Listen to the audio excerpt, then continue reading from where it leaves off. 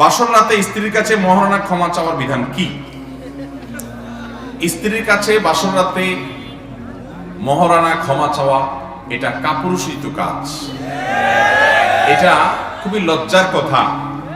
আপনি বাসর রাতে স্ত্রীর কাছে মহারণা মাপ চাওয়ার চাইতে আপনি বিয়ের আগে থালা নিয়ে রাস্তায় বসে মানুষের কাছে যদি আপনি একটা কাগজ দেখে ভিক্ষা করেন যে আমার মোহর দেওয়ার টাকা নাই, বোর কাছে মাপ চাই ছোট হওয়ার চাইতে বরং আপনারা আমাকে কিছু আল্লাহর রাস্তায় দেন, এটা বরং বেটার। কারণ আপনি ওই মেয়েটারে তার কাছ থেকে আপনি মাপ চাইয়া সিন ক্রিয়েট করে বাসর রাতে তারে ফান্দে ফেলাই দিচ্ছেন, বেচারি মাপ না করে যাবে কই, বাধ্য হয়ে বলে ঠিক আছে আর কি করা। তো এটা কিন্তু উচিত না। আপনি যতটুকু মোহর দিতে পারেন ততটুকু মোহর ধার্য করবেন। আপনার মাপ চাইতে বলছে কি? বাঘের বাচ্চার মতো বলবেন যে মোহর আমি কম দেবো, এত আমি দিতে পারবো না। ওই মজলিসে বসে বাহাদুরি জাহির করেন, হ্যাঁ লেখেন 10 লাখ 20 লাখ 30 লাখ, আদিকে তলে তলে বোর কাছে মাপ চান, এটা খুব ছোট কথা।